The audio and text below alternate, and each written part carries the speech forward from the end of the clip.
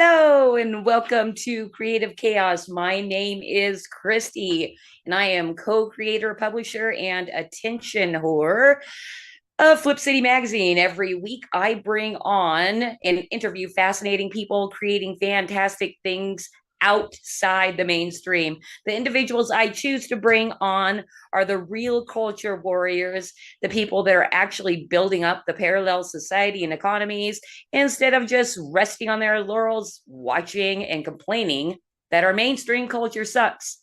Now, I'm well aware that negativity and drama is what gets all the clicks and all the shares, but that's just distraction and noise.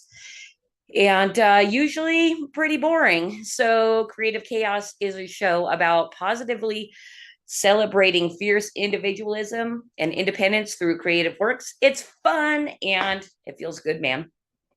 So, if you think this sounds great, I hope you'll like, share, and subscribe, and then help share some good vibes. So, we're going to go ahead and start the show with some housekeeping. Housekeeping. Housekeeping. Come back later, please. Housekeeping. Not now. Housekeeping. Go away. I come in anyway? No, go away. I come in anyway. All right, so if you were here at the very beginning of the stream, you'll see every week that I feature a new house band. That is part of my mission to help spread the word that indies exist, and we're doing all kinds of really cool stuff out there. And this week it was LUNATICS FRINGE, and I've got something really cool here. LUNATICS FRINGE sent me this awesome shirt. Along with a CD, physical media, stickers, a patch, which I actually should have put on my jacket, but I did not, and other cool stuff. They even have published their own comics, so that was pretty cool. I haven't read it yet. I'll admit I have not read it yet, but I will. So thank you so much to LUNATICS FRINGE. If you want to find them and more of their music, the link is in the description of Creative Chaos. So check it out down below. So on to our sponsor. Guess who's sponsoring this week? It's Flip City Magazine, of course. So let's see. I wrote up a silly little piece of ad copy here. So if you're watching this show, it's very likely that you know that the emperor has no clothes. He's naked, for Pete's sake. And it's time for us to laugh at his disgusting pimply butt laid bare. Instead, plenty of people are kind of angry that we can see the schlong wagging in our faces, or even scared of the spell his hairy legs have cast on the sleeping masses. But since 2020, Flip City Magazine, and check this out, this is our catalog. Look how big it is. We have published 19 magazines, and on to our 20th. Since 2020, we've been helping people shake off the shock and awe of seeing our overload. Well, I guess we do get overloaded, overlord without a stitch by leaving readers in stitches. So if you are ready to dissent from the madness, leave the emperor exposed, point and laugh, and have a great time doing it, pick up some past issues of Flip City Mag. I mean, look how many we have for sale. Or even go over and subscribe. And you can do that by going to flipcitymag.com and browsing our catalog, hitting that subscribe button. A subscription is only $45, which is really good for an independent publication. And if you buy any past editions, we send you a free tinfoil hat to put on for some added protection before reading. All right, so that does it. Thank you, Flip City Magazine, very much for sponsoring Creative Chaos. And let's go ahead and bring in my sidekick, Batman. Hey guys, hey, how you doing? Good. What's going on, sweetie? I hear you're Hey, at a party.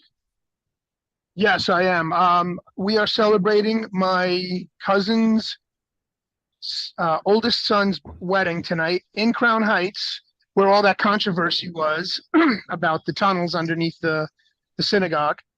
and we're here at 770 for a wedding. And it's been a glorious affair. So I'm at 14% battery. I'm at 11% battery. I may brown out before you guys get to do the full opening. So I want to just say hello to Lee Simpson.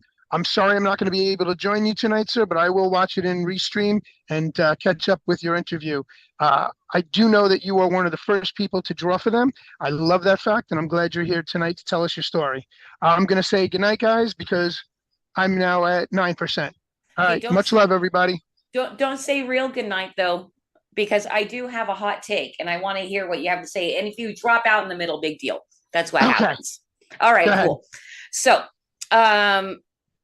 okay, so there has been a thought spurred by Andrew Breitbart's quote of politics is downstream of culture. And that really is kind of a driving force of why Flip City is doing what we're doing, is to create a culture in which we can be irreverent and punch up and kind of across at the controllers' minions. And so kind of my hot take on this is like our culture, therefore politics, is ruled by the insane woke leftist ideology, because conservatives don't really support the creation of culture. And then extrapolating further from there, conservatives actually lack the ability to identify what's cool or aesthetically pleasing. And I'm going to give you an example.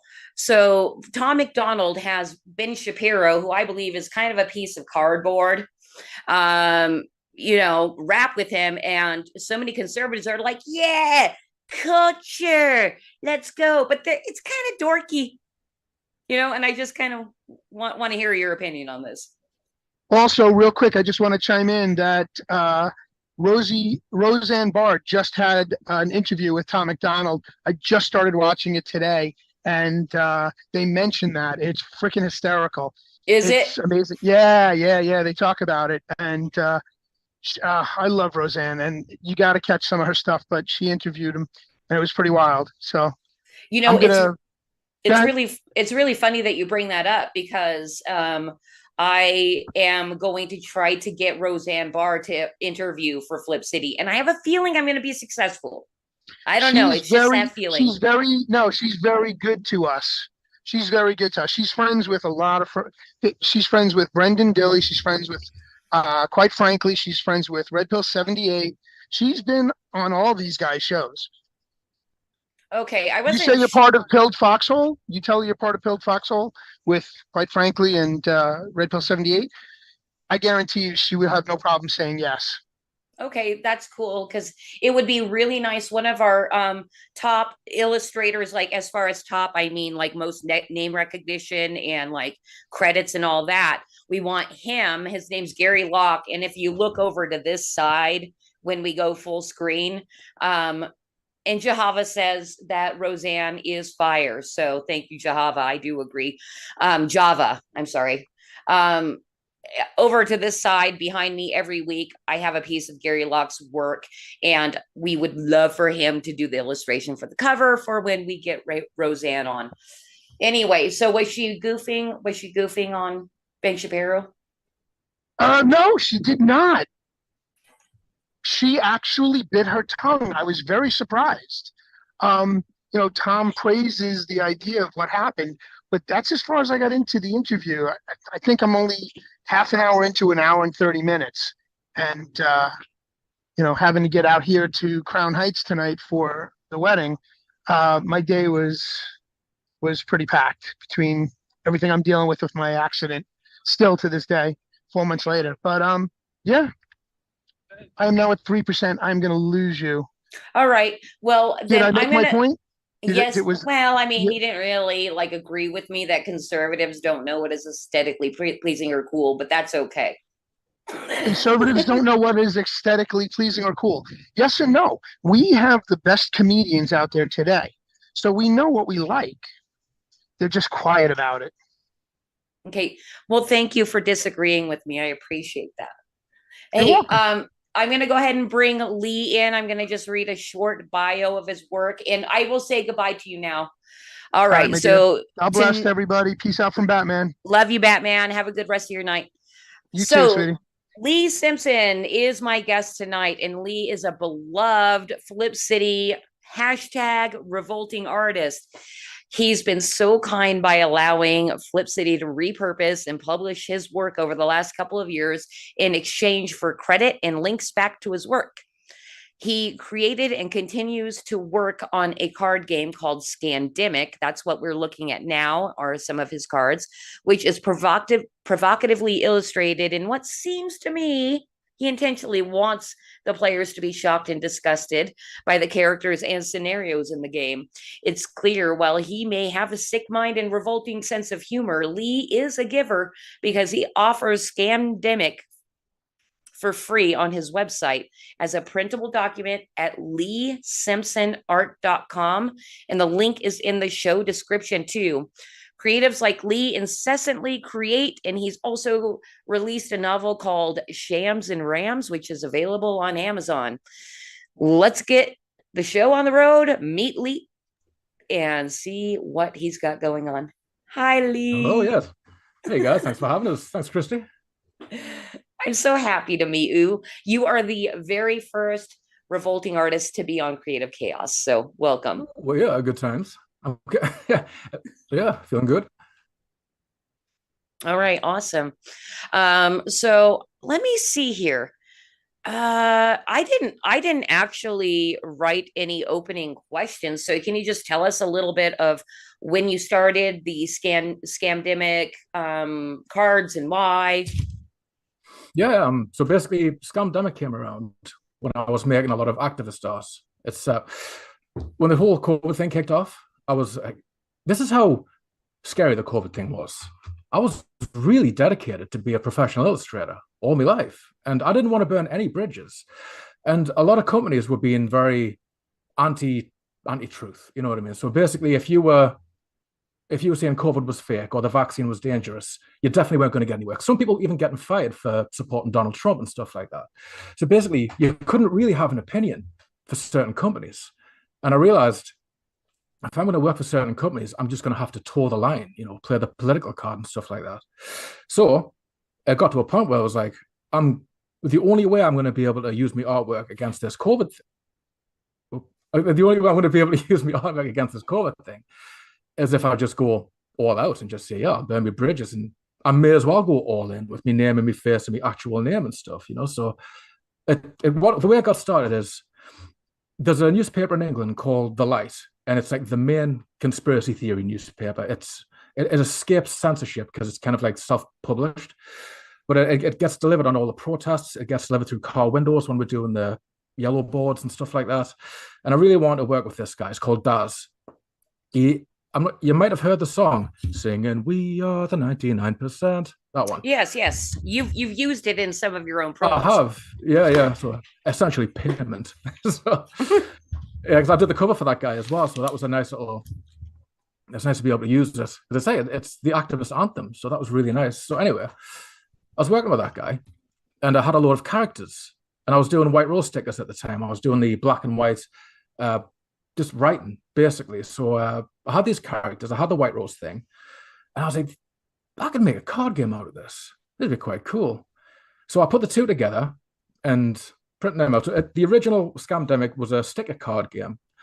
You could stick it on playing cards. You could stick it on yourself because you can't stick it on private property. You know, you can't put it on bus stops. You can't put it on. Oh no! Don't do that. I mean, some scallywags do, but we don't endorse that. The White Rose mission statement says specifically, don't do that. That's not what they're for. I didn't know that. It does. I joined that movement and I got some stickers. I might have broken the law. Anyway. So I would stick them to myself and I would hand them out to kids, you know, because that's what good men do. So anyway, I was sticking them to myself, like my bag. Like I had a big laptop bag and I'd put all the stickers on the back and I just whip it out. And it was shock people. Good feeling. Whipping it out always shocks people. Especially when it's COVID hoax stuff. It's I had it on the inside of my jacket, like a big jacket, like the merchant of Resident Evil. No. I'd be like, Yeah. What does he say? Got a rare treat for you, stranger. And it would be all COVID Hawk stuff. And all the sheep would be like, what is it? What's that? It's you, love. You know. Yeah. So that was a lot of fun. So anyway, that was the second edition. And it didn't work as a game because it was designed to go on forever. You know, you would stick it, you and your friends would get together and you'd stick it all over your books and your magazines and stuff like that. And you would see a Scamdemic thing and you'd go, oh, I've got a Scamdemic card. And you just add it to it forever. Big bit of propaganda. So the first game wasn't really a game. It was, it worked, but you could never really win it. The second edition was more of a game. It was more trimmed down. It was actually had like an easier win condition, more strategy and stuff like that. And way more cards at that point because I'd done specific cards for the game at that point, and I had a lot more of a collection. So anyway, we had the second edition, and that went well. So now we're on to the third edition. So now it's all color, full color. You can download it for yourself, and I would highly recommend that when you do it at home on a glossy card, cut it out, and you put it in trading card game sleeves. I've made this one right here. You can put it in a box, nice and. Just have a peruse. So, watch how durable and uniform the cards are. I really like the idea, though, as well of printing them out on sticker paper and using previously or other, just a card deck. But yeah, thank you, Cosmic, for pull them up. Let's see your actual physical product. I mean, that's what. Oh, right. Okay. Right. Yeah. So I used to try to sell these, but making them was a real pain in the ass. So I'd have to hand cut them all. So now you get that pleasure. So you can just download the JPEG, cut it all out yourself. Let's see which ones I've got. You've already seen them. They're on my website. You can check them out.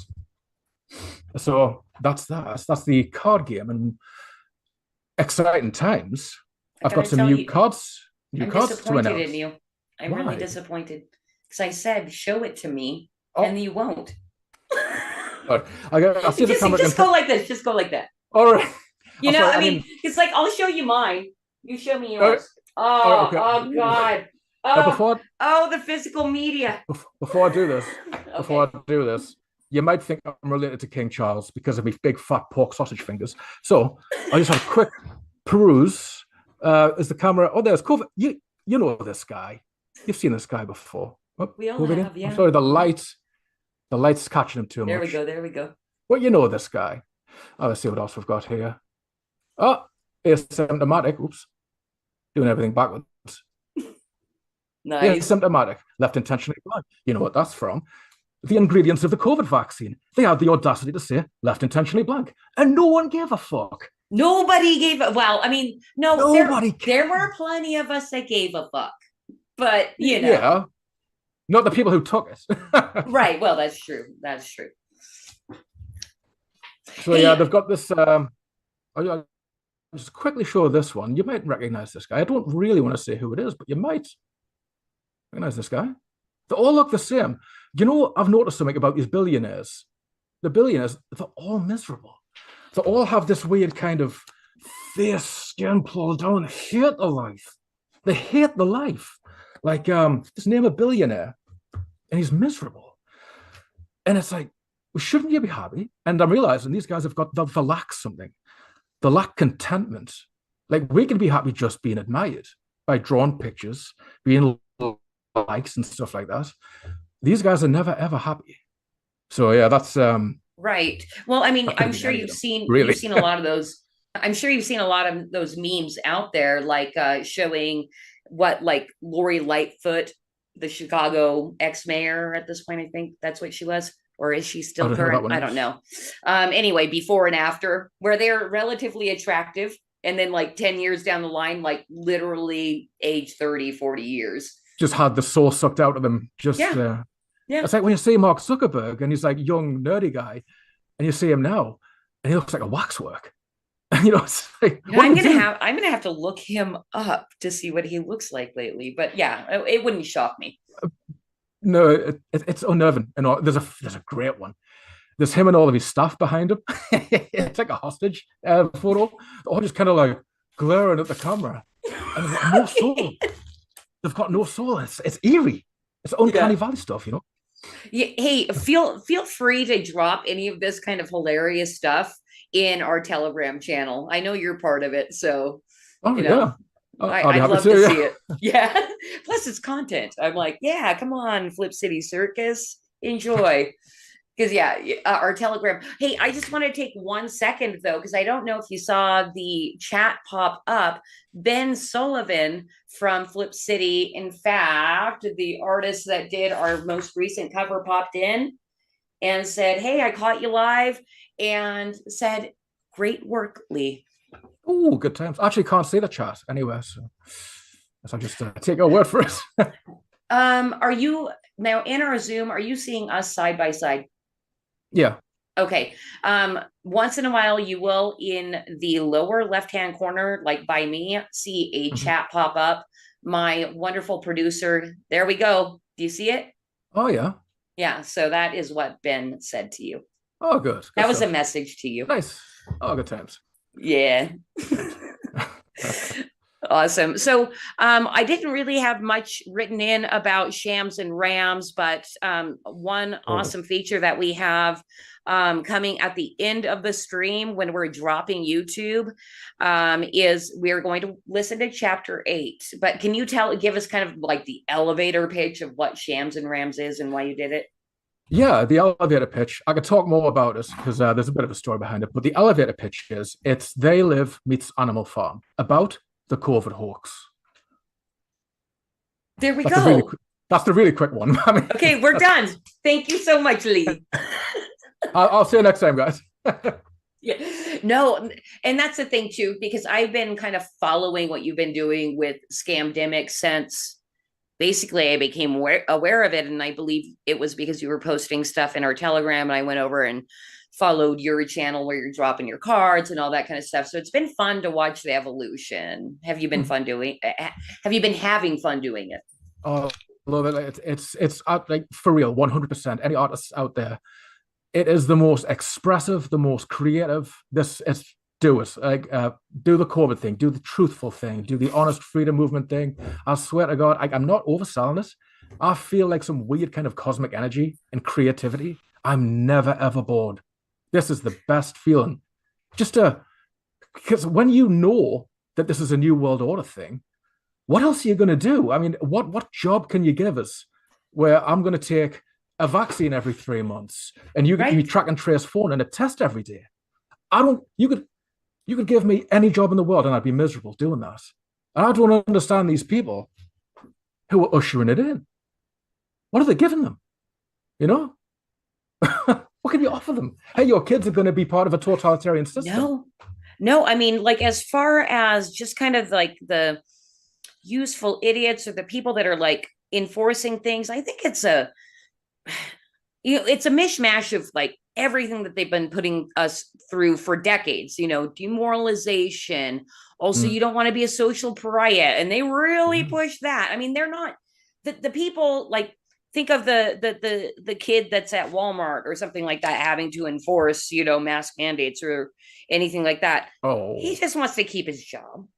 Well, also doesn't want to be mocked and ridiculed for not following the rules.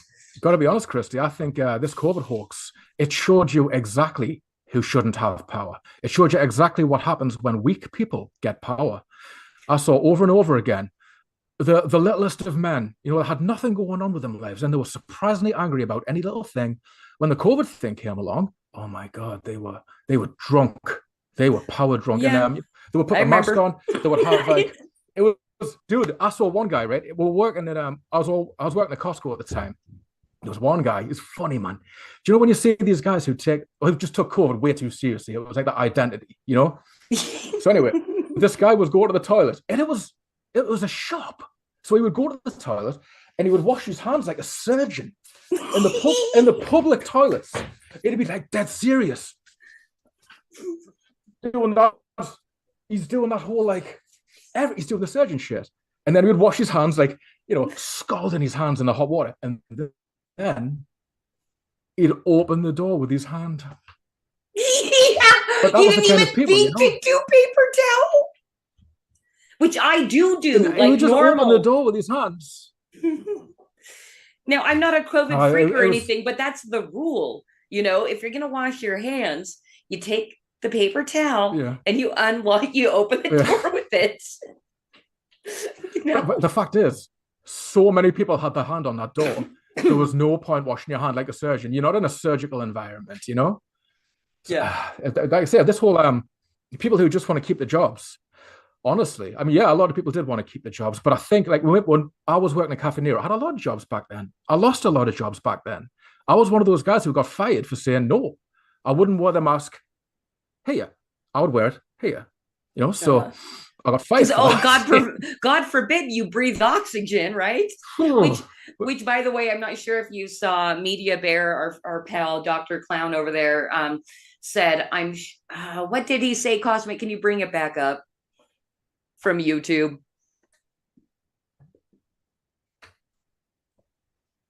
Yes. Did he thank you? Did you thank him for protecting you? Oh, I should have. I should have. And but you still see them now, and it's almost like that's what they want. Nobody's telling people to wear masks anymore, but you'll see people, and they've always got that look. They've always got that look like, and nobody's telling them to wear masks. That's the weird thing, but they are. I've seen one guy, Mr. I'm saving the universe. Do you remember the lanyards? I don't know if you had them in America, but we would have these lanyards that would say, I have a special disability. It's hidden disability. And I can't wear a mask because I have a hidden disability. So anyway, I don't have a hidden disability, but we would just find ways of getting them, you know. But anyway, these people who really want all the attention would wear the lanyard that say, I don't have to wear a mask because I've got a hidden disability, and then wear a mask. You know? Oh. They'd be like, oh, look, I'm doing it for you. That's a whole new level of virtue signal. I'd never heard of that one. Isn't That's pretty good. Like I'm dying. I'm dying. Save you. Whoa. Wow. Interesting. Hey, I'm just gonna take 1 sec to say hello to everybody that popped into Creative Chaos, if you don't mind, Lee. But I did want to bring this one up because it made me laugh. The only person that has checked in on Odyssey gave Flip City crap, saying using AI for art is shitty.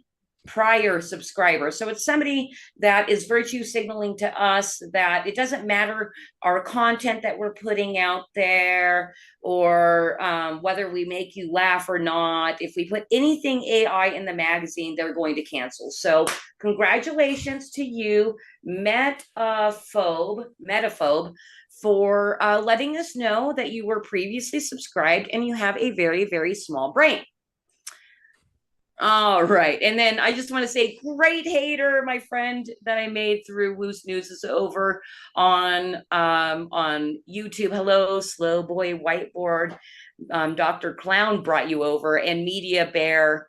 Hello. Thank you for popping in over on the YouTube. Just want to let you know, tonight is the first night that we are going to have an after party, because I'm so excited to have a Flip City revolting artist with us.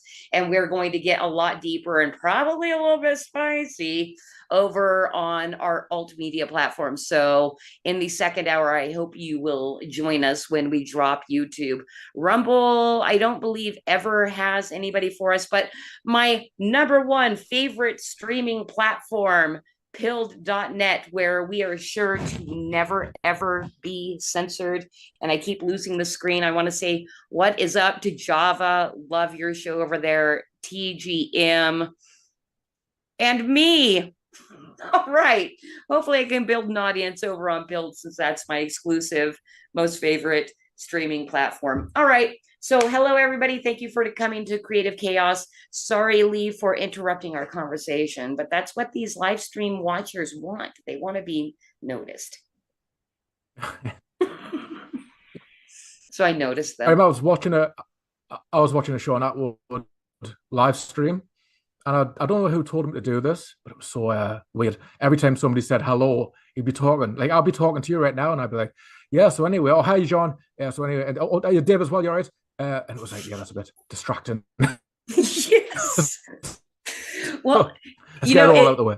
well, see, and that is absolutely the reason we started streaming is I realized we need to start building an online audience. Holy crap, is that the hardest shit in the world to do? I'm sure you've tried as well, because you're trying to make a living off your. I just presume I'm shut. You know what? I used to do really well before I was doing COVID stuff. Like I was doing political stuff, and I was getting shared. Crowning achievement is when I was doing like political stuff, and I was getting shared in China and Palestine. I was like, that feels good. Like people are sharing me stuff. This is when the Hong Kong protests were going on, and people were tearing down the facial recognition cameras and they were sharing me stuff. And I was like, that's good. But then I started doing the COVID stuff, and my Reddit score would go from 4,000, 3,000 upvotes to a flat 0 out of nowhere. And I don't know if that's interesting. I don't know if I've been shadow banned, but the fact that it was a flat 0, that always made us a bit suspicious. So I just kind of gave up on Reddit, and now I'm here. Yeah, and just kind of bringing this, because I did want to talk about this. So you brought up the yellow boards, which I don't know what those are,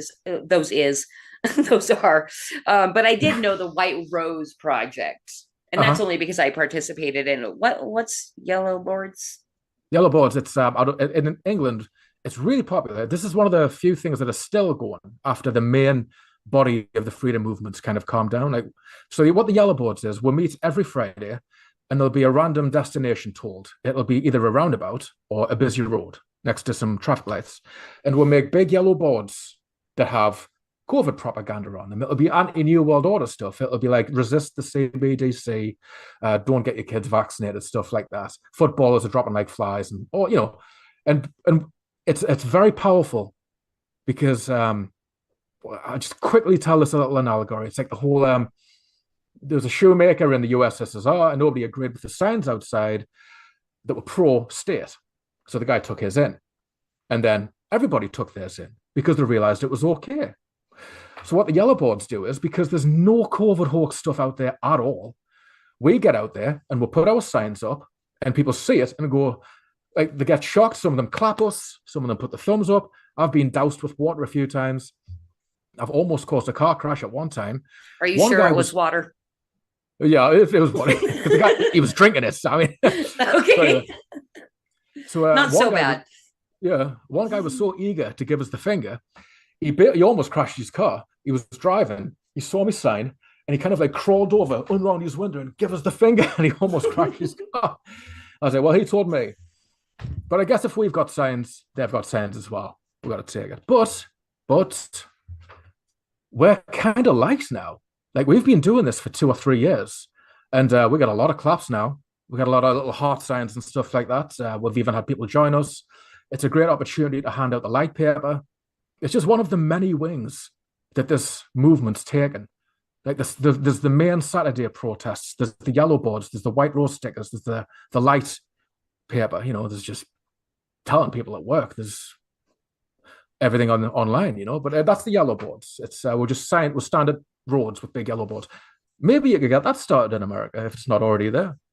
Yeah, I obviously haven't heard of the yellow boards, and so that is what I'm thinking. Your SCAMDEMIC, one of the main images is a big yellow board that says SCAMDEMIC, the card game. It's a yellow board, so it's based on that. Okay, that's interesting. And so you're not just making art, dissident art. You are actually doing street action stuff. Oh yeah.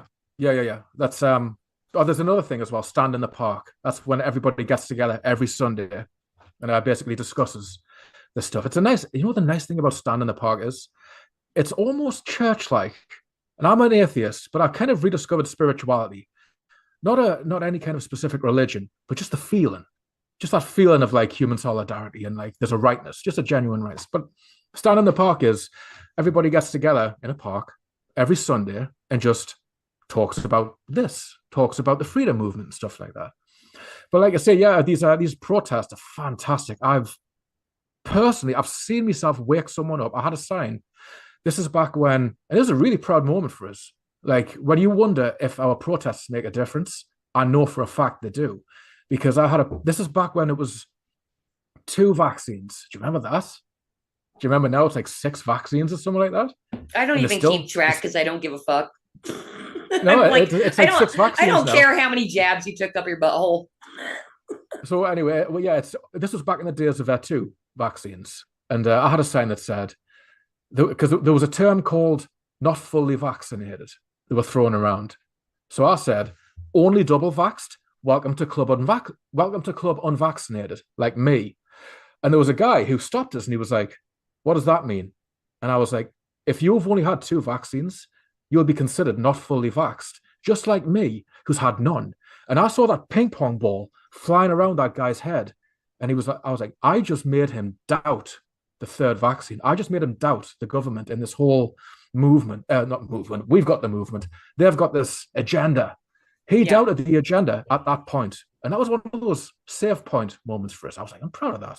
I made him think. Yeah, you should be. You should be. And that's really what it is all about, is just kind of highlighting and reminding people that they're sovereign individuals and they have power and right over their own body. Yep. And that's been, I think, one of the craziest things, because when COVID first started, and in fact, I'll just bring this up because I bring this up all the time. So Scott made this February 2020. And as the launch of the magazine, like, we're going to launch with this. And I told him, it's going to be over in no time. He's like, no, Christy, this is the thing. Mm-hmm. And it's kind of proven to be the thing. So, oh yeah, still going. I'm so happy to be the woman in the relationship where I don't have to take all the responsibility and my husband just tells me. And I'm like, thank you, honey. I love you. Oh, I will trust you forever. You've been a good woman. Don't worry, we're going to get into mansplain, where I'll love you too and respect you too, Lee. Oh, well, I hope we'll bring up a walk-in for around about that, because we've got a card that kind of links into that. Okay. Awesome. Actually, I think that might be a great time to actually transition into mansplain, if we can roll that stinger, Cosmic. Mansplain. Eventually, we'll get a better stinger. So, Lee, I kind of quiet woman. No, you're supposed to say actually. So, oh yeah. So I hang out in like conspiracy circles and all that, and I hear a lot about they do this and they do that, and I'm pretty sure they are what some people might call like world controllers. So can you please explain who they are and how they were able to pull off the scandemic? But remember to keep it very simple and pithy so my woman brain can understand. And then if you could make it humorous and not stressful or scary so as to not overwhelm my feminine sensitivities, I'd be really grateful. Okay. Well, here's the thing, sweet cheeks. See, men like to just, take over things sometimes, and you just have to roll over and let it happen, So basically what happens is, I think, officially, and here's the official version, it's the clean version. I think it's the central banks. Now, there's a lot of conspiracy theories out there. I know this is kind of not really woman-splaining. Let's say if I can simplify it. Secret people do secret things, sweetheart. That's just how it works. But yeah, I mean, officially, I think it's the central banks. But I don't know. I've been looking at all sorts of conspiracy theories. I don't know. It's got to be higher than the central banks. So yeah, officially, I think it's the central banks. Okay, so central banks is the they. I think so. Okay. But really, it does go beyond that. I think, it's almost impossible when you're looking at all these conspiracy theory videos not to be sucked in to some of them. Because I've seen conspiracies of everything now. Like, everybody's getting blamed for everything. Every finger's being pointed at. I've been doing my own studies. And I'll tell you the one real thing, because I don't like basing my opinion on random videos. I know it's almost impossible as a conspiracy theorist. Here's what I've discovered personally. There's a religion that pretends to be other religions, and it's old, and it has a similar setup. It pretends to be other religions. And it's basically, if I was trying to make a new religion and I wanted to be part of the Avengers cinematic universe, I would write Shams and Rams, available now on Amazon. I would say this little black ram is Iron Man's pet, and Tony Stark called him Diaz. There's a religion called Gnosticism, which I think is the current version of this old religion. It kind of justifies evil. It kind of justifies tyranny as divine. It says God's the devil, and it says his angels are actually demons. Now, if I was a world ruler... I'm getting scared. Okay, oh, yes, okay, woman's splint time. Well, yeah. Of course, I kid. Would you listen more if I just held my hand like this? Just Yes. Yes, all right, sir. Okay, all right. Yes, sir. You got the pasta sauce right. Don't burn me coffee. Anyway. So I think I'm onto something. But the scariness is I still don't know. Like, that's the honest answer. I still don't know. Officially, it has to be more than the states, and I think it's the central banks. Well, you But know, like I said, and you admitting that you still don't know, I think that is basically, I think 2 years I came up with this conclusion to avoid cognitive dissonance or be open to like breaking your own up, is fucking just admit that you don't know. You know what? So you can accept that new information when it comes. Yep. Saying you don't know is one of the most important things I've realized, because I used to be a super duper atheist. I used to be Mr. Science. And something recently was my champion, Richard Dawkins, pushed the vaccine. And I went, my God, how can an evolutionary biologist not see this clear fraud? Sam Harris, when he said, I would rather vote for, I wouldn't vote for Donald Trump even if Hunter Biden had a basement full of kids. That's another champion atheist. That's another champion atheist showing terrible reason. So, like I said, and here's the guilt that I felt when all this happened. It was I put my faith in all these atheists without actually trying them myself. So I kind of took a big step back, and I just started admitting, I don't know. Like, I think the world would be much better if people just admitted what they didn't know. Right. Well, that's something I've noticed a lot in atheism, is it's about one of the most faithful religions, with like people not questioning their faith at all. Because I see a lot of questioning faith in like a lot of other religions, but atheism, no, there's no room to question whatsoever your faith. Yeah. That's a very good point. I mean, it's one of the most, it just won't listen, because it'll just go science, bitch. And then it's like the COVID hoax showed us how bad that was. It used the science. It said the experts, a study suggests. And it would whack you over the head with science. But you remember something? We never actually saw the study. We never saw the evidence. We never even had, who are these experts? I drew a picture ages ago, and I bet it comes true.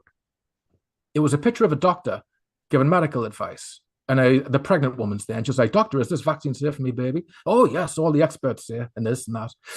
And the next column, the next image, is him next to a witch doctor, a crystal reader, a diviner, all this kind of stuff. People are going to lose faith in pharmaceutical medicine because of what it did during the COVID hoax. Well, I mean, as far as going to, I guess we're already past the going to. I mean, I can't think of anybody within my own like conspiracy circles online. My family's a different situation because, you know, we live in Southern California and they are who they are. Still love them, pray for them, because I'm not an atheist. I'm on the, like I said, I used to be an atheist, and now I don't know what I am. Right. Well, you know, everybody is on their own journey. That's all I gotta say. Now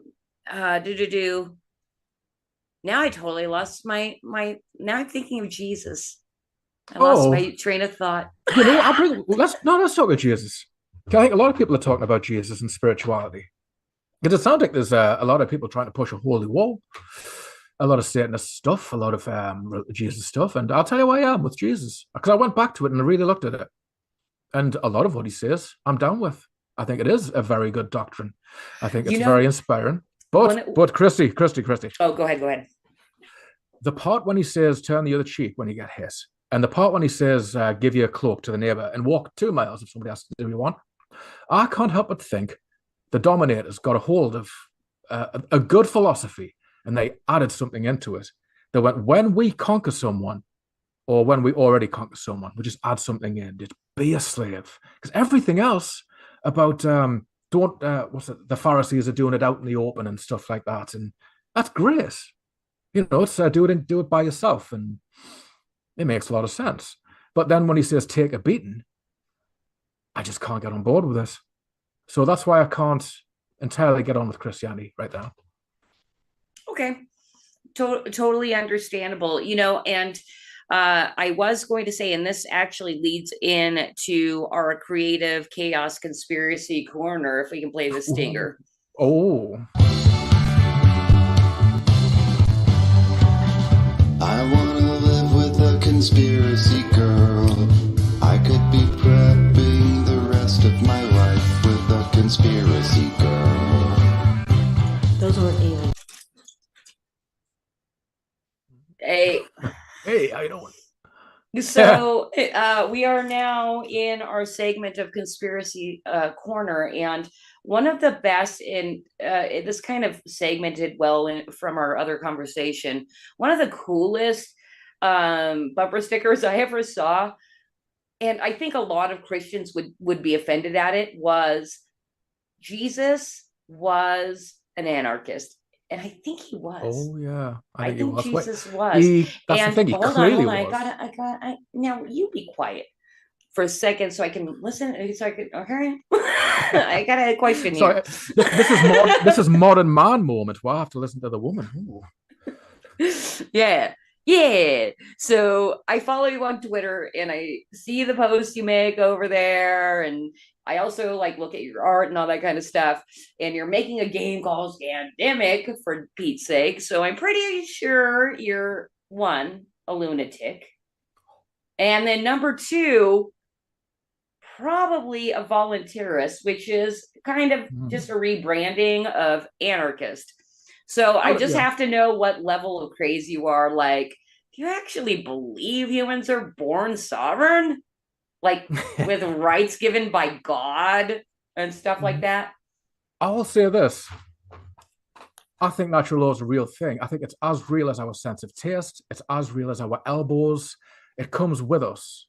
Natural law, morality, it comes like our sense of humor does. But nobody says we need God for a sense of humor. It doesn't say we need God for our sense of disgust in things or justice. But for some reason, morality has to be connected with God. Why can't it just be a human thing? And I think that's the case. So I'm a voluntarist, but to be more accurate, an anarcho-mutualist. So not just anarchist, which is basically I don't believe in rulers alone. A mutualist has a positive way of fixing society.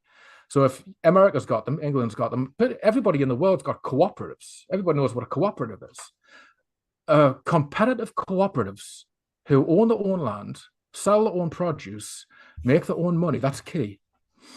I think that's the best way to be. Everybody knows, this capitalist system has everybody cutting each other's throats and stuff like that. The system is that. And the worst people rise to the top in this system. So I believe in everybody basically has a basic human decency. And I think that's why we don't need a state, because a state is essentially parasitic. Right, absolutely. Now, I liked how you brought up, kind of corruption is kind of the cream that rises to the top. Because I've had that explained to me by another man friend of mine. Did you listen? Oh well, actually, let's just look at natural law for a second. Can you explain natural law? What is it? It's morality. Okay, so here's what natural law is, basically. It's what you wouldn't accept happening to you. It's very easy to figure out when people bring up psychopaths and they'll go, well, is a psychopath born with moral law? And you go, yes, he is. Because if you try and rob a psychopath, if you try and hurt or lie to or deceive a psychopath, he'll get angry. Now, why did he get angry if he was okay doing it to everybody else? Because he understands what moral law is. It's a human law. If a seagull steals your chips or your French fries in America, you don't really get angry at the seagull because animals do that. But if I did, you get angry at us because we should have a social contract with each other. It's a human thing. Yep, that's a pretty good explanation. When I first came across the concept of real anarchism and natural law, it came from Mark Passio. Do you know who he is? I love Mark Passio. I really like him. And I haven't watched all his work. I love him too because I love being screamed at once in a while. Once in a while. I can't watch him all the time. I'm like, you're right, Mark. I am a fucking idiot.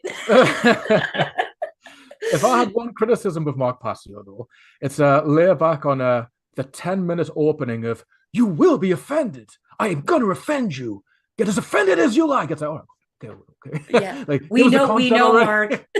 Okay, we get it, you badasses. Yes. So I also love Mark Passio. I'd love to meet him one day if I can, like, go to one of his meetups or something. I will definitely make it happen. Yeah, he does. And and his other thing is, like, if you haven't watched all my work, you don't know what you're talking about. So I'm like, I'm never going to talk to him because I'm never going to watch all of his work. I don't have that kind of time to invest, you know. I make it a fucking magazine, okay? Anyway, but the entire interview would be the woman splaining moment. Yes. Well, he boiled it down one time. I happened to catch it to the very, very, very basic of the whole thing is don't steal. Oh yeah, that was fun. It was fascinating. But here's the thing about Mark Passio. He says you need God for natural law to exist. I disagree. I think we exist, and that's the reason natural law exists. Like I say, I think it ends there for me. But like I say, I was fascinated by Mark Passio's videos. He makes great points, but he's definitely I don't know. Have you seen the logo at the beginning of his videos? It's very Freemasony, and he said he used to be a Satanist back in the day. Well, there's that. And when I've told other very trusted, very Christian friends that exact thing, like, hey, I'm paying attention to this is what he says, and that, and they're like, ex-Satanist. But also at the same time, as far as symbology goes, we all know that's also been taken by the world controllers. That's actually a great point, because I like rainbows. You know, I want to wear a rainbow t-shirt one day, but people will think I'm gay. It's like, rainbows are awesome, you know?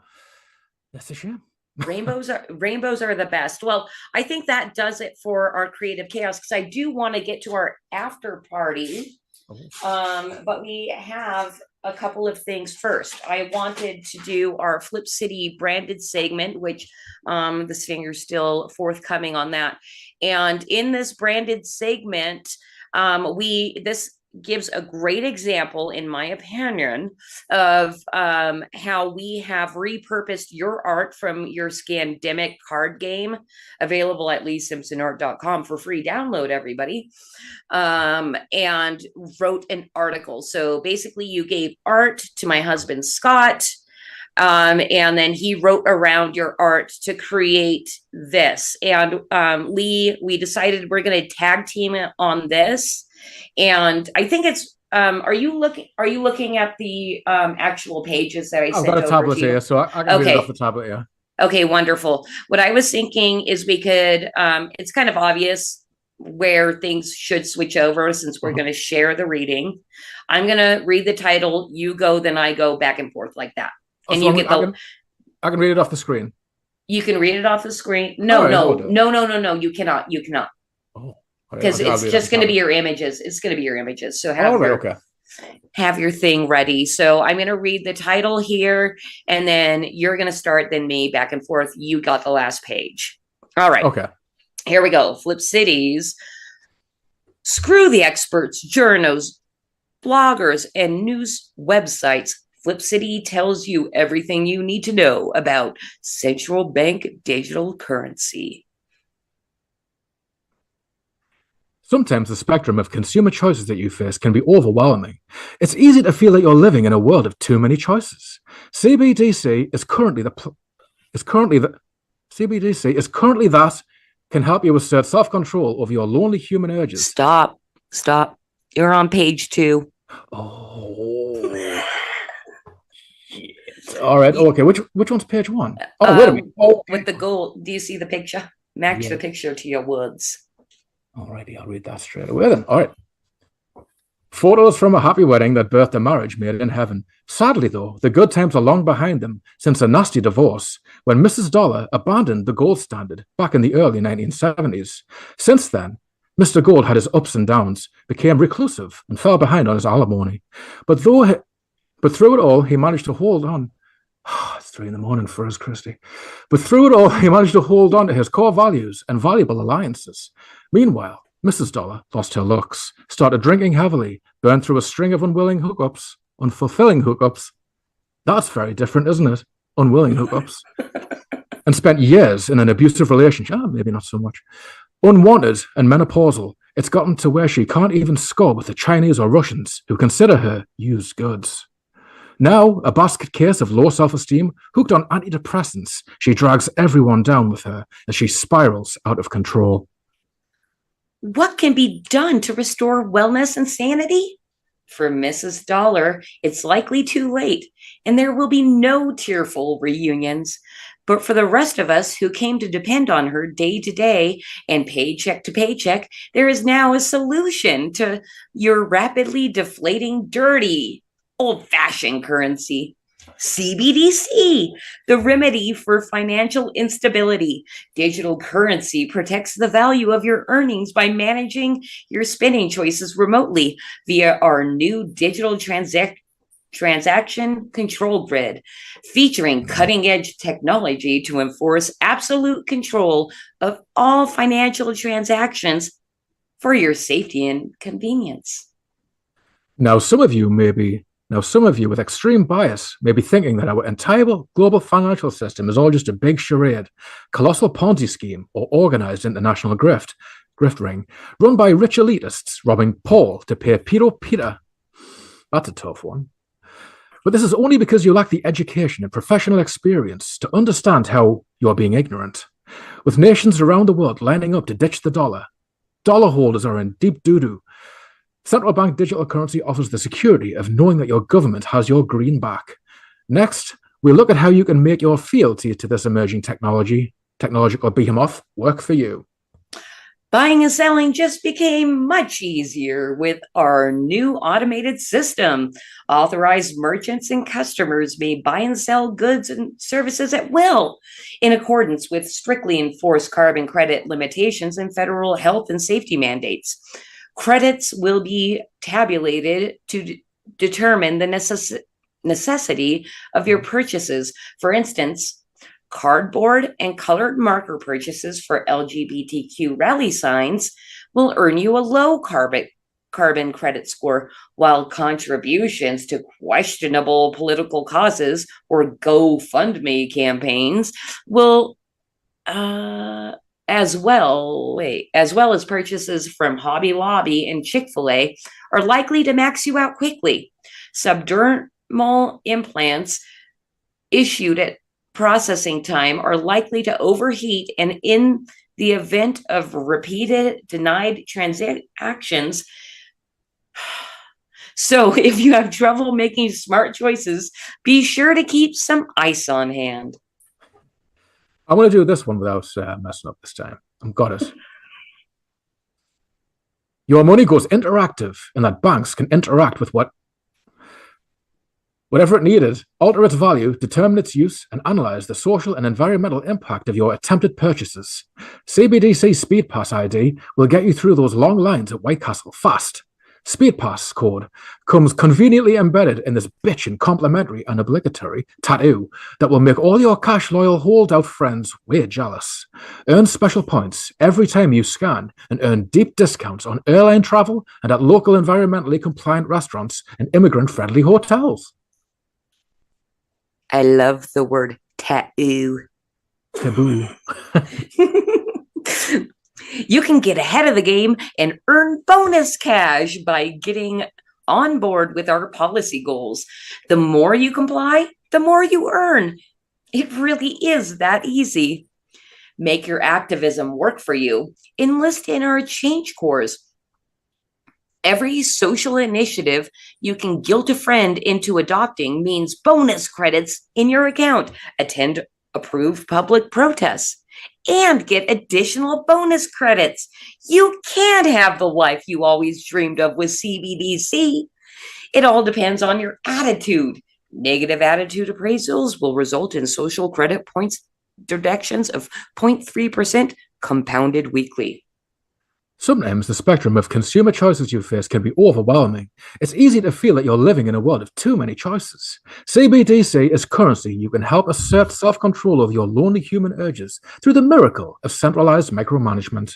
Whatever your lifestyle, there's a set of acceptable behavioral consumer parameters to suit you and a centralized oversight hub to regulate them as we all transition to a wholly needs-based economy. God damn, I can't believe I got that one. All right. You say you're concerned about the future? Shut up. You're going to do just fine in the new economy, but you may just have to try a little harder. If you're struggling, it's probably because nobody around you wants to put up with your constant whining about the system anymore. In the end, nothing good comes easy, right? Except your monthly stipend, food allotments, subsidized pharmaceuticals, mental health care, and alternative lifestyle tolerance retraining courses. So keep on reaching this for the stars. You can catch up to that dangling carrot if you just pedal a little harder. Come on, Peloton, make those glutes work. You're almost to the promised land of financial calm and stability. Good times. End. On this picture, Yes. picture that was just on the screen. Yeah, go ahead and I hit was it at- back, Cosmic. Yeah. See, I was actually a bit too generous with that. The Happy. He's called the Happy, by the way. He's the future of us. I was too generous. I didn't think. I thought they would just slam the device in our eyes. I didn't think they would have the audacity to let us attach it ourselves. But if you've seen the Apple iVision Pro, you seen that? Well, yeah, of course, but we're not living in the future yet. Well, people are going to be very happy to just attach it to themselves and live in a complete fantasy. So yeah, they'll attach it to themselves. They won't need it forced on the face like that artwork. Well, now, Lee, I've got to tell you about your work, and this was written into my script earlier. Like, you're fucking offensive as shit, bro. No. Yeah, really. I'm like, well, I think when this came through, because often enough when art comes through, even though you're dealing directly with Scott, I will peek at stuff. Uh-huh. And this came in and I was like, holy crap, Lee. Why? No, I love you. All right. No, I love you. No, it really is this kind of stuff. I try to put my myself in the shoes of our readers, and when they flip to this page, what kind of sense they're going to get. And I also am the one that creates the surveys and asks people what they think and all that. And I have no fear of any of our like solid maintaining reader base is going to like have any problem with it. But I still know they're going to see it and go, oh my God, this is insane. Like, I can't believe this is because it's in print, it's in your face, Yeah. Oh, well, I'm glad. I'm very happy to hear that. No, and that's exactly what I was hoping you would say. Yeah, good. Yes, it's doing what I want it to do. Oh, good. Yeah, I think it is. Good. Like I said, I thought this was actually one of my tamer ones, in all honesty. Seems more sci-fi than it. Dude, look at the bike seat. Yeah. You have like down right by the bike seat. I'm looking at it right now. I'm like, that's all staged up. Of course it is. That's what the future's coming. Yeah, it is. And it is. And the grey skin, because he never gets out the house. He's crying. His brain chips in there and everything. Yeah, I mean, you kind of hit it all. You don't know if it's a boy or a girl. As it should be. As it should be. Mm-hmm. Holy crap. Yeah, very revolting. Good job. Thank you. Good job. Yeah, and Ben, if you don't see it, said something like "Great work, Lee." I did see it. Yeah, thank you, dude. Thank you. Yeah.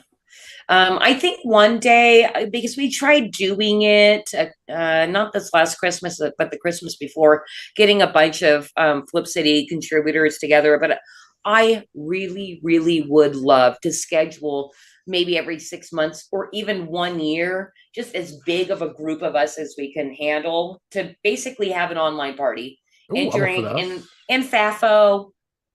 And, Sounds good. I'm up for it, yes. I think so too. Because Ben, by the way, is from Australia. All we right. So we what time basically was it? stick, huh? What time was it for him? Like, I think it's like 12 hours different, like maybe 7, 8 in the morning. right. Interesting times. How do the flat earthers deal with that? So you're Mr. Conspiracy Theory, but you're going to mock and ridicule the flat earthers. No, actually, no. The flat earthers kind of shook my birdcage, and now I'm not a heliocentrist anymore. I'm a geocentrist. But I'll tell you the most unnerving thing about the flat Earth arguments. It isn't the flat Earth arguments, because they're actually quite reasonable. It's when you go back to the heliocentric model. And I was looking at Neil deGrasse Tyson and Bill Nye, that kind of stuff.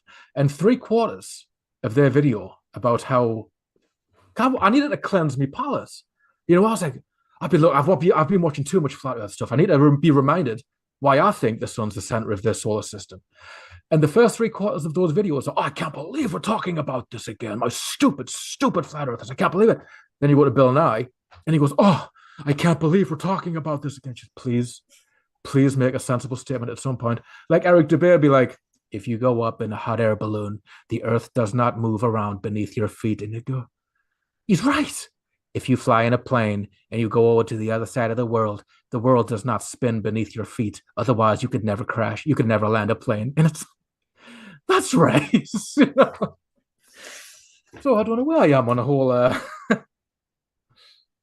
Yeah. Well, and that's the thing too. With me in particular, I think the whole flat Earth argument or debate or whatever you want to call it, I'm not going to ever mock and ridicule flat earthers. Number one, because there's a whole lot better stuff to mock and ridicule that has immediate impact. Oh, let's see. Oh, bring Ben's comment back. I want to see what he had to say.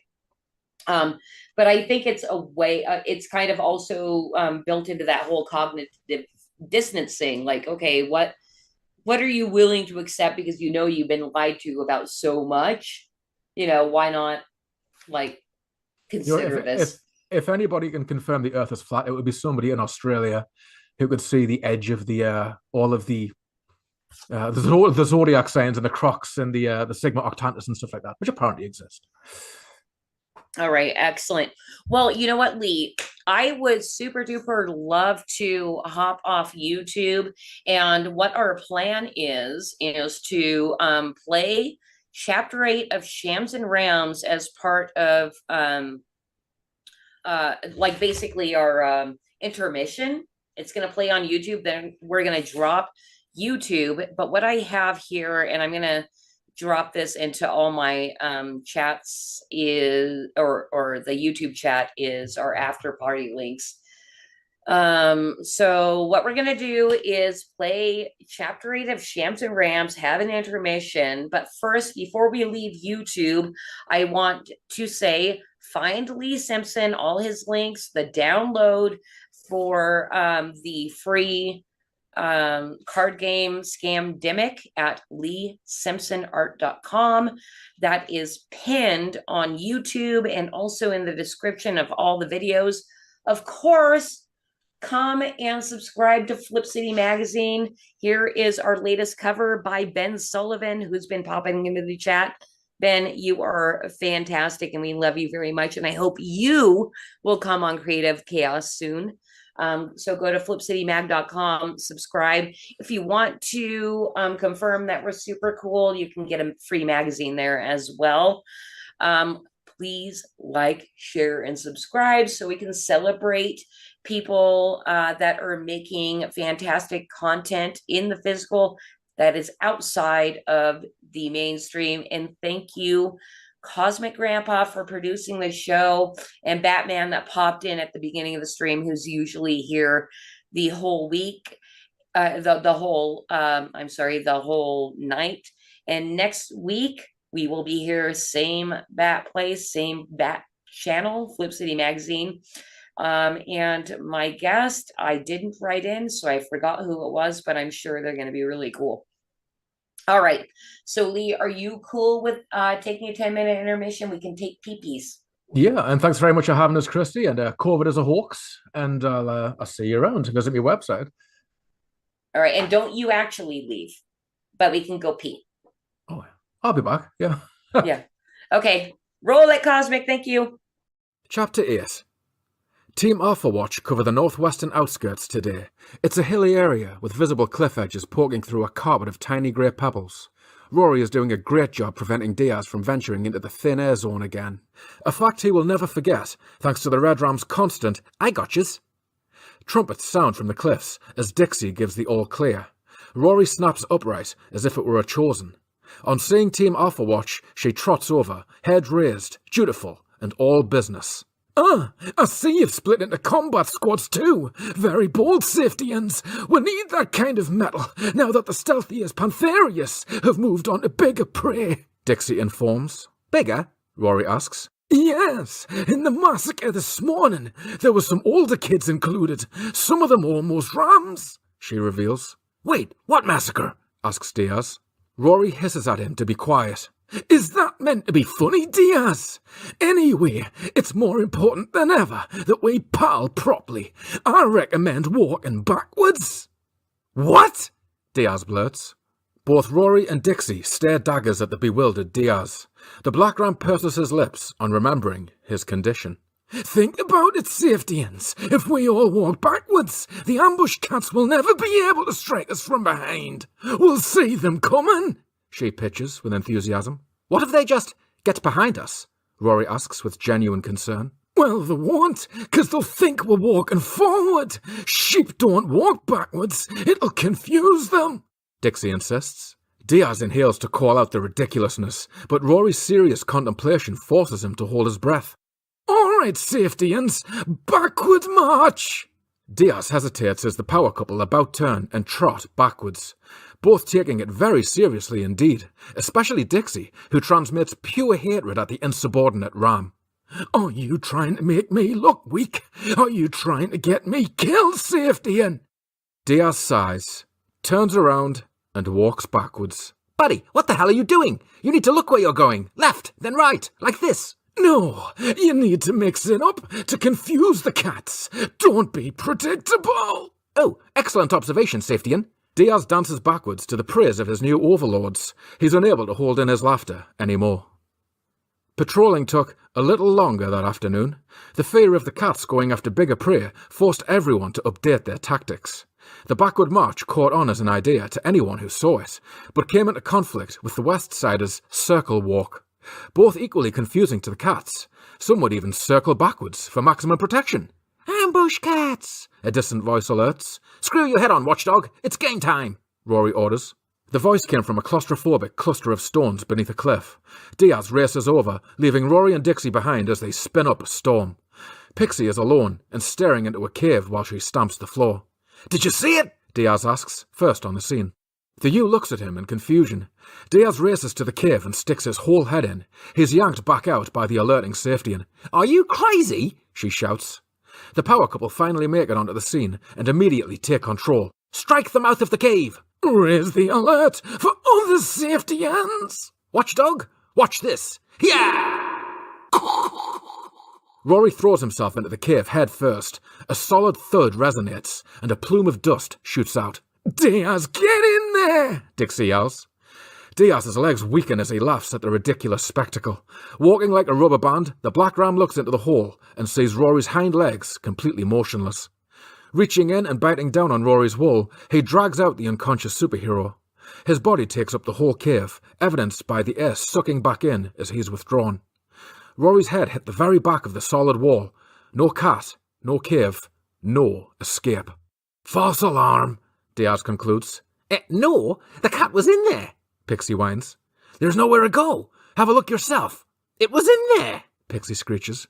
Rory comes around and Dixie salutes him in admiration. Fine jump, Safetyin. You scared it off. Diaz's head snaps to Dixie with shock, and Rory gets to his feet, shaking himself clear. Where? Where did it go? Diaz shouts. The two youths are offended by his tone. Rory puts his hoof on Diaz's shoulder. Remember, buddy, about your condition? Just calm down now, he reminds. But where did it go? This is bull! The dutiful Safetyans all snap to attention, and Diaz follows their gaze. A walking skeleton slips through the haze towards them, and he gasps on seeing it. As it gets closer, it looks like beige wool has been vacuum-packed over a jagged set of bones. The head is cruel and sneering, with two long, sharp horns. It's Nicodemus! But what the hell happened to him? How many, and where did they go? Nicodemus croaks. Just one, sir. It went north, Pixie confirms. Diaz glares at the dishonest you. Excellent work, Safetyans, the healer gurgles. Nicodemus lifts his leg and scratches at his dry wool. A cloud of dust made of old skin particles forms. Then finally, with a pop and snap from his ankle, 4 juicy blues are knocked from his fleece. They fall to the floor, and the feeble chosen limps away. His stained hindquarters are the picture of ill health. Diaz leaves his treat, and Rory notices.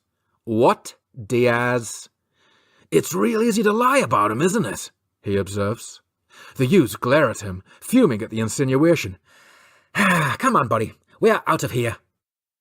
Rory is raging as the pair break away from the main patrols. Frivolous conversations are forced onto Diaz with the energy of telling off. Despite the Black Ram wanting to talk about what just happened, the Red Ram refuses to engage in that topic, but will enthusiastically froth about any other subject, like how some clouds are lumpy and some are wispy. Rory growls. None there either. I tell you, these cats are stealthy.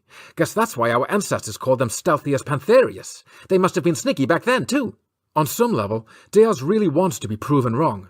He'd love to think he has airbrain, and all of this is some mad fever dream. He wants nothing more than a full-colour ambush cat to leap out of a tree, or even attack him. A small price to pay to kill the unsettling theory of all this being a system to keep us in line. There! Rory shouts. He rushes to a pile of stones stacked up against a cliff wall. Diaz doesn't see anything again, but his buddy is more insistent than usual. He stamps at the ground and spins in circles with a new lease of life. On my orders, Diaz! Spin! Spin! Spin faster, Diaz! Spin! More faster! Rory hollers. His urgency actually compels Diaz to spin. The Black Ram spins toward the rock pile like an ice skater. On finally reaching it, he kicks out and knocks the pile of stones over, revealing a small tunnel with dried blood on the floor. Nice shot, watchdog! Rory congratulates. Diaz is stunned as he looks at the old dried blood. It's brown, scabby, and ancient. Cautiously, the Red Ram joins him, and the pair peer into the tunnel. Well, you satisfied now? Rory's voice quivers. Diaz continues to stare. It's clearly not a hallucination. He gets closer, and Rory tries to stop him. Buddy, get real! This is obviously the nest! He whispers. Diaz pulls free and approaches, his red eyes wide open. Inspecting the entrance, he notices dried-up old wool from many different coloured sheep. This is sheep's blood, Diaz confirms.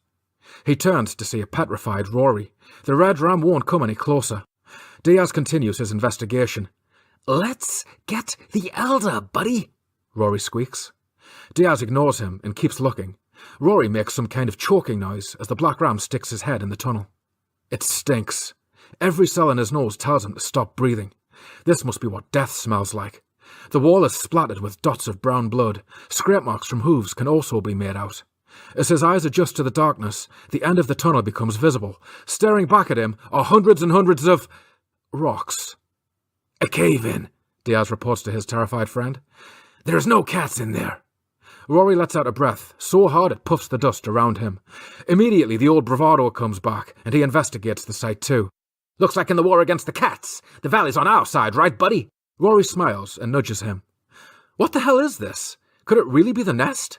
For a second, Diaz allows himself the hope of being crazy. If there were ambush cats, and they did live in a nest, then this would absolutely be an entrance.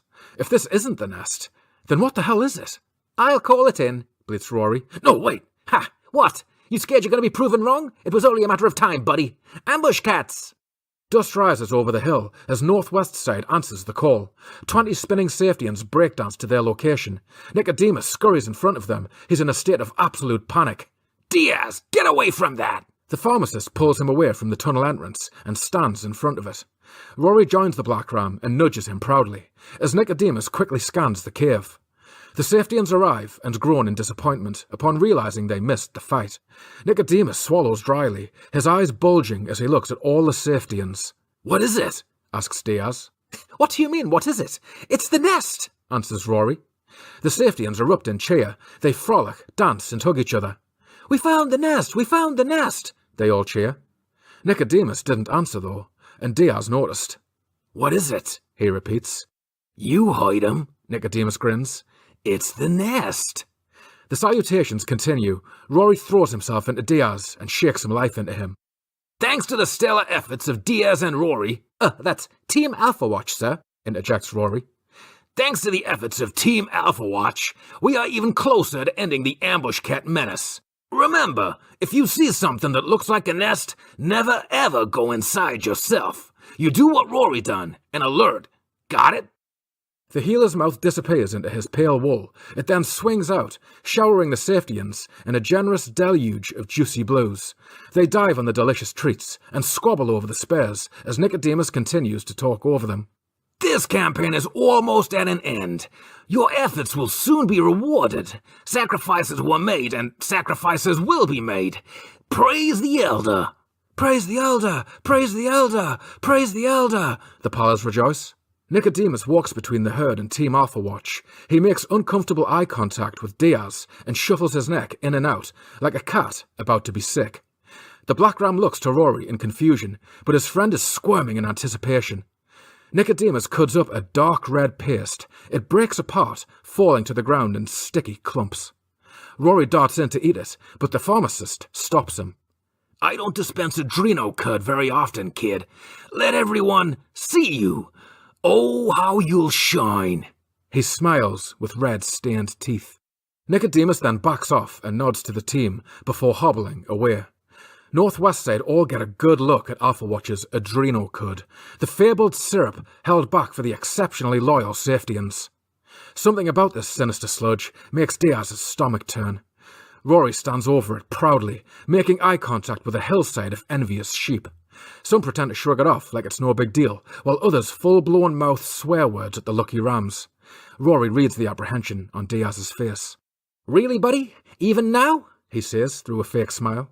You go ahead, Rory. You earned it. Diaz backs off. Rory gasps as the black ram offers the whole pile to him. The red ram checks again that everyone's watching and chomps the paste down with exaggerated mm-mm-ms. They were exaggerated at first, but on tasting this diabolic cocktail, he groans for real. Deep, guttural moans, losing himself in all the sensations this strange new high delivers. Everyone watches it. Everyone desires it. Rory swallows, licks his lips, and speaks.